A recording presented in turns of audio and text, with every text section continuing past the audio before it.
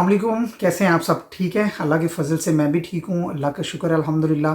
लेकिन भाई दुनिया ठीक नहीं है, दोबारा ग्लोबल पेंडेमिक स्टार्ट हो गया है जनाब। ओमिक्रॉन मैदान में आ गए हैं, लेकिन चलें, कुछ नहीं होता जनाब, चलने का नाम गाड़ी है इंशाल्लाह ताला। सो जैसे कि आप लोगों को पता है कि मैंने वीज़ा सीरीज स्टार्ट की हुई थी, जो मैं डिफरेंट कंट्रीज़ वगैरह विजिट करता हूँ या जिन कंट्रीज़ में मेरे दोस्त हैं उनसे मैं रहनुमाई लेकर आप लोगों की हेल्प कर रहा था। तो उसी वीज़ा सीरीज़ के सिलसिला में आज की ये वीडियो है।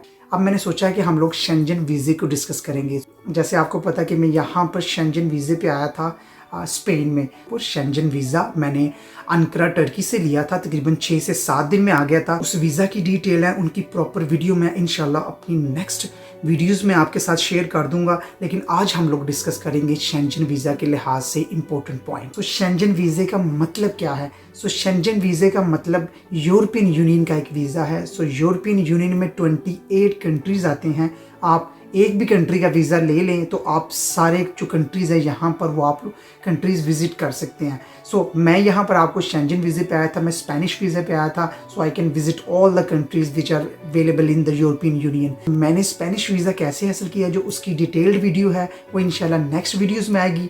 आज की जो वीडियो है इसमें हम लोग डिस्कस करेंगे शेंजन वीज़ा लेने के लिए हमें किन किन डॉक्यूमेंट्स और किन किन पॉइंट्स को इतिहास से मद्देनज़र रखना है। पॉइंट्स मैंने आप लोगों के लिए लिख लिए हैं, मैं वन बाय वन उन सारे पॉइंट्स का आपको बता देता हूं कि शेंजन वीज़ा अप्लाई करने के लिए इधर you are coming for the work visa, आप लोग यहां पर स्टूडेंट वीज़ा के लिए आ रहे हैं या आप यहां पर बिजनेस या टूरिस्ट वीज़ा के लिए आ रहे हैं, तो ये पॉइंट्स सबके लिए वैलिड होंगे। So let's discuss these points one by one. तो सबसे पहले आपको ये बताना है जी व्हाट इज़ शेंजन वीज़ा।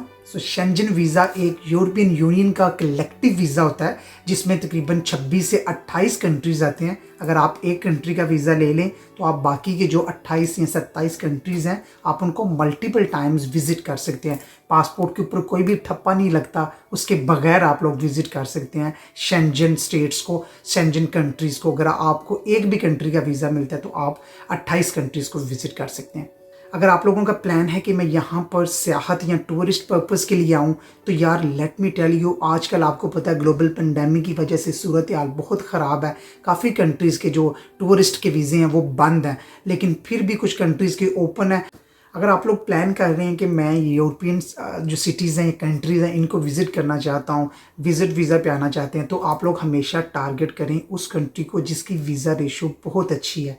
अगर आपको उस कंट्री का वीज़ा मिलता है, as I told you earlier, आप तमाम जो यहाँ पे कंट्रीज़ हैं इस स्टेट में जो इंक्लूड है यूनियन में, आप उन कंट्रीज़ को विज़िट कर सकते हैं। तो आपने जो कंट्री सेलेक्ट करना है उसकी वीज़ा रेशो अच्छी होनी चाहिए। जो आजकल जो कंट्रीज़ है जिनकी वीज़ा रेशोज़ अच्छी है उसमें सबसे पहले आ जाता है इटली, आ जाता है आपके पास लैटविया, आ जाता है इस्टोनिया, आ जाता है स्पेन, आ जाता है नेदरलैंड्स, आ जाता है। लेकिन कुछ कंट्रीज़ हैं जिनकी एम्बेसी पाकिस्तान में नहीं है, उसके लिए आपको किसी दूसरे कंट्री में जाना पड़ेगा। लेकिन जैसे कि एस्टोनिया की एम्बेसी पाकिस्तान में नहीं है।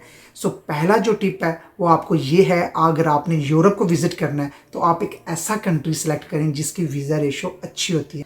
उसके बाद डॉक्यूमेंट्स तो आपने प्रिपेयर करने ही है भाई। ऐसा नहीं है कि वीज़ा रेशो अच्छी है तो आपको फ़ौरन भाई वो ठप्पा लगा के बोलेंगे जी जना you are ready to go, ऐसा नहीं होता। डॉक्यूमेंट्स आपने फिर भी पूरे के पूरे करने हैं, उनको पूरा सेटिस्फाई करना है, then they will allow you to visit.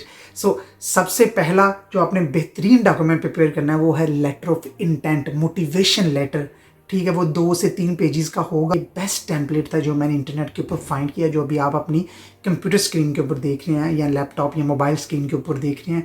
ये लेटर ऑफ इंटेंट आप फॉलो करके अपना लेटर ऑफ इंटेंट बना सकते हैं। जो लेटर ऑफ इंटेंट में बेसिक चीज़ें होनी चाहिए उनमें सबसे पहले आपने मेंशन करना है कि आपने कितनी देर स्टे करना है। सो उस स्टे में तकरीबन 1 से 2 वीक आप लिख सकते हैं। उसके बाद जी आपका पर्पज़ ऑफ स्टे क्या है, यार आप यहाँ पर किस वजह से आए हैं। आपने इधर किसी यूनिवर्सिटी को विज़िट करना है या किसी टूरिस्ट स्पॉट को विज़िट करना है या आपने यहाँ बिज़नेस के सिलसिले में आया है, तो आपने क्लियरली वो मेंशन करनी है चीज़ कि आप यहाँ पर क्यों आए हुए हैं।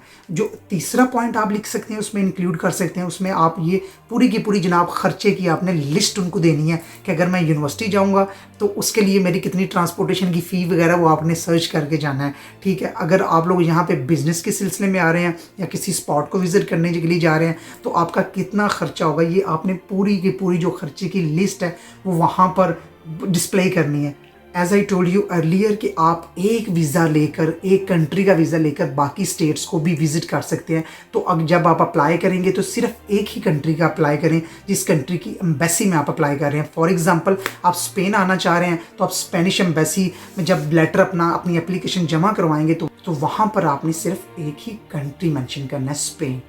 इससे नेक्स्ट चीज़ है, आपने डिटेल ट्रैवल प्लान देना है अपना। 2 वीक तो आपने मेंशन कर दिए कि मैं 2 वीक के लिए वहाँ पे जा रहा हूँ, लेकिन 2 वीक्स को आपने कैसे कैटेगराइज किया, कैसे इनकी यूटिलाइजेशन आप करेंगे, तो आपने पूरा का पूरा उनको प्लान देना है कि मैं 10 दिन इधर रहूँगा, 2 दिन इधर रहूँगा, 4 दिन इधर रहूँगा, या जितने भी दिन आपने सारी की सारी कैटेगराइजेशन जो करनी है वो बेहतरीन तरीके से करनी है कि आप उनको सेटिस्फाई करें कि मैं अपने टाइम को यूटिलाइज करूँगा, वहाँ पे जाके अपने टाइम को वेस्ट नहीं करूँगा। बस इसमें आप लोग बता सकते हैं जी मैं फ्लां प्लेसेस को विजिट करना चाहता हूँ जो मशहूर प्लेसेस हैं। फॉर एग्जांपल अगर आप नेदरलैंड्स जाना चाह रहे हैं, वहाँ पे ज़ांसे शांस मशहूर जगह है, उसके अलावा डैम स्क्वायर है, रोटरडैम है, ये जो एरियाज़ हैं ये मशहूर हैं, वहाँ पर आप इनका हवाला दे सकते हैं जी मैं इन प्लेसेस को जो विज़िट करना चाह रहा हूँ। तो जो आपका ट्रैवल प्लान होना चाहिए 12 से 14 दिन का, वो क्लियरली रीडेबल होना चाहिए, अंडरस्टैंडेबल होना चाहिए। सो जो फोर्थ इंपॉर्टेंट चीज़ है वो है आपकी बैंक स्टेटमेंट। यार किसी भी जगह को विज़िट करना हो तो भाई पास लक्ष्मी नहीं होगी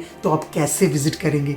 लक्ष्मी का आपने बताना है उनको कि भाई मैं अमीर बंदा हूँ, मैं अपने एक्सपेंसेस को खुद बियर कर सकता हूँ, तो let me go and visit your place. ठीक है भाई, तो बैंक स्टेटमेंट आपकी जितनी ज़्यादा होगी उतना अच्छा होगा, अगर कम भी होगी तो कोई मसला नहीं, लेकिन जस्टिफाई करना है आपने डेज़ के हिसाब से। जैसे 12-14 दिन होंगे ना तो इसके लिए आपकी कम भी चल जाएगी, कोई मसला नहीं होगा। जो गुड थिंग है शेंजन वीज़े के बारे में, वो आपको वहाँ जस्टिफाई नहीं करनी है आप क्या कोई स्लिप्स वगैरह, कोई टैक्स वगैरह, FBR वगैरह से अप्रूव्ड कोई भी आपको स्लिप्स वगैरह वहाँ पर मेंशन नहीं करनी। This is a good thing about the Shenzhen visa. जब आप लोग यहाँ पे बैंक स्टेटमेंट जमा करवाते हैं तो ये आपको इतना ज़्यादा बॉदर नहीं करते।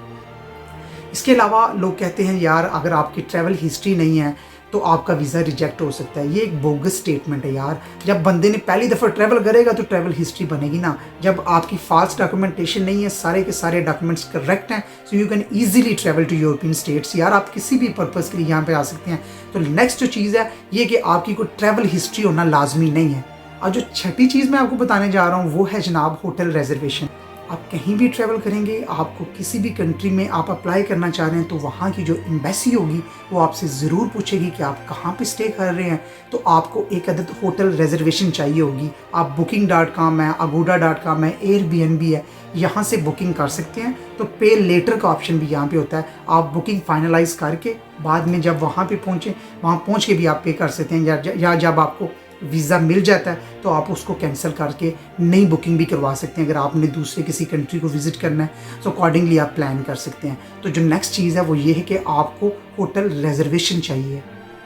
जो 7वां डॉक्यूमेंट है वो आपका फैमिली रजिस्ट्रेशन सर्टिफिकेट है, जो कि अगर आप पाकिस्तान से फ्लाई करना चाह रहे हैं तो पाकिस्तान में नादरा इशू करता है FRC डॉक्यूमेंट, जिसमें आपके सारे सिबलिंग्स की लिस्ट होती है, आपके माँ बाप के NIC नंबर और आपका बायोडाटा वगैरह लिखा होता है। सो ये मैंडेटरी डॉक्यूमेंट है, ये आपकी आइडेंटिटी को जाहिर करता है, तो आपने FRC साथ लगाना है। और नेक्स्ट चीज़ कि अगर आप मैरिड हैं तो फिर आपको MRC भी लगाना पड़ेगा कि मैरिज रजिस्ट्रेशन सर्टिफिकेट, कि आप लोग मैरिड हैं, आपका डाटा सारा का सारा ट्रू है और आप सब डाटा अपना रिपोर्ट कर रहे हैं। तो FRC और MRC भी आपने अपना वीज़े के साथ लगाने हैं।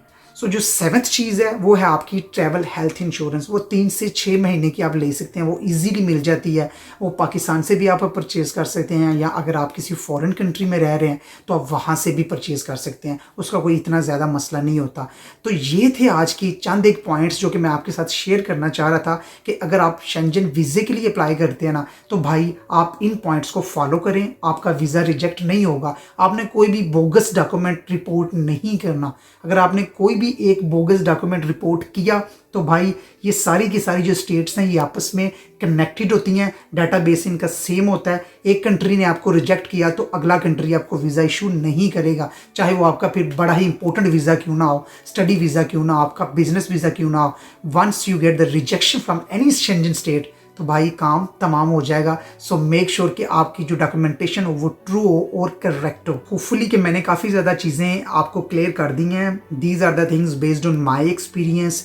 मेरे दोस्तों ने अपने अपने एक्सपीरियंसेस शेयर किए हैं, तो वही एक्सपीरियंस मैं आपके साथ आगे शेयर कर रहा हूँ। सो मेक श्योर कि यार आप कोई भी गलत डाटा या डॉक्यूमेंट रिपोर्ट मत करिएगा। इसके अलावा आपको अगर किसी भी किस्म की इंफॉर्मेशन चाहिए स्टडीज़ के हवाले से, वीज़ा इंफॉर्मेशन चाहिए आपको शेंजन की, टर्की की, यूएई की, तो आपका भाई यहाँ पे हाजिर है। आप मैंने सारे जो लिंक्स वगैरह हैं वो डिस्क्रिप्शन बॉक्स में दे दिए हैं। You can reach me using those links. Next videos में आपके साथ मैं मज़ीद वीज़ाज़ की डिटेल्स वगैरह जो हैं वो शेयर करूँगा। तब तक के लिए अपना बहुत ख्याल रखिएगा। इंशाल्लाह दुआओं में याद रखिएगा। अल्लाह हाफिज़।